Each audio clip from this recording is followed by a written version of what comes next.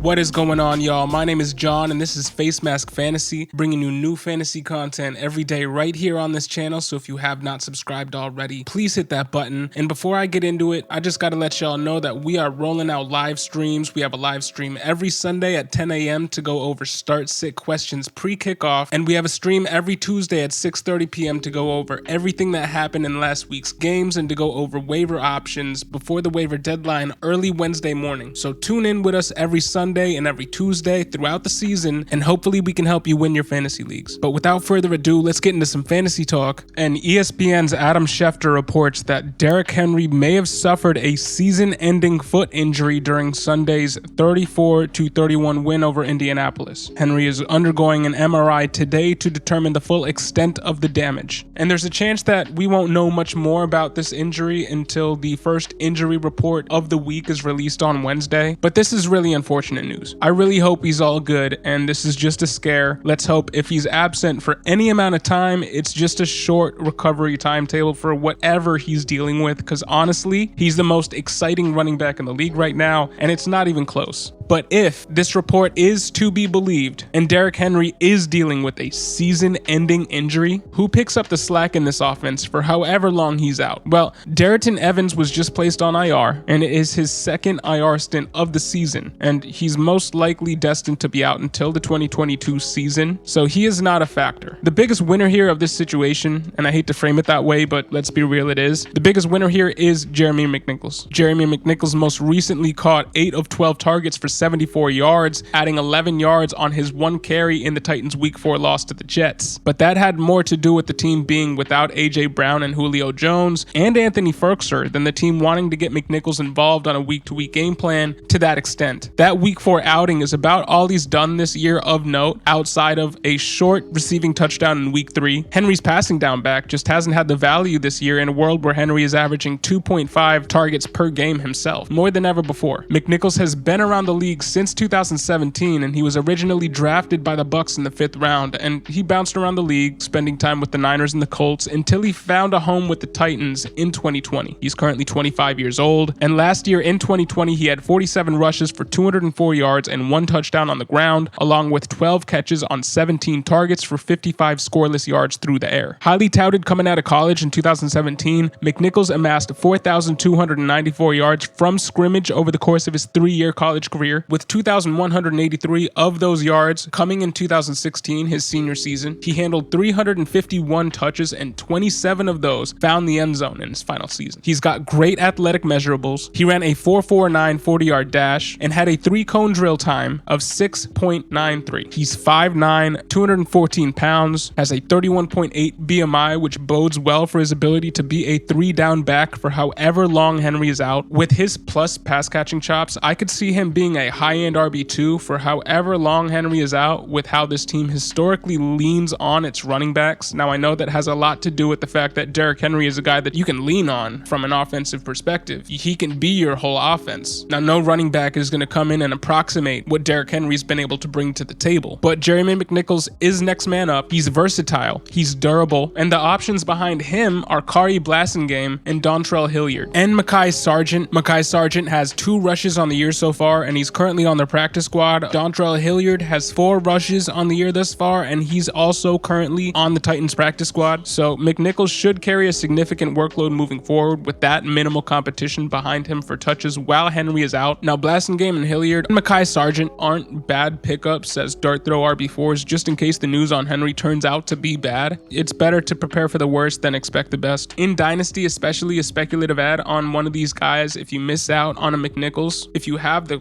roster space, isn't the worst idea in the world. We could see a situation where McNichols operates as the 3rd down back, and they have Blasingame or Hilliard or Sargent, or literally just all 3 in a biddy, play the 1st and 2nd down role in Henry's absence. And I'm not going to rule out the Texans going out and signing a free agent back or trading for one from an RB-rich team. Marlon Mack could finally find a new home in Tennessee. They could trade for a Mike Boone. They could trade for a Matt Breida. They could trade for a Peyton Barber. They could go and sign somebody like Jordan Wilkins, who was just cut from an NFL team just last week. Honestly, I'd expect them to go out and sign somebody, because Jeremy McNichols, despite the fact that he is next man up, and if he were to get the entire role to himself, he would be a high-end RB2, He hasn't ever been trusted as a rusher by this team or any team in the NFL, and they've relied on him mostly as a pass-catching back. We could theoretically see him continue to operate solely as a pass-catching back option in this backfield, but as he's pretty much next man up, last man standing, he's got the role all to himself, and there's really nobody of note behind him. So in a vacuum, McNichols is an RB2 while Henry is out as a game script proof backup. He's one of the few in the league, and it's crazy how the narratives that have put Pollard and Dillon up rankings all season have just passed Jeremy McNichols by when he's the direct backup with minimal competition to arguably the most valuable role for a running back in all fantasy football in 2021. He should be the #1 waiver wire pickup this week, and if the news ends up being that it is a season-ending injury that Derrick Henry is dealing with, Jeremy McNichols could be a league winner for a team struggling at RB. But what do you guys think about the Titans offense in light of this really unfortunate news? Are you going out and picking up Jeremy McNichols like me? Do you expect the Titans to go out and sign a Todd Gurley or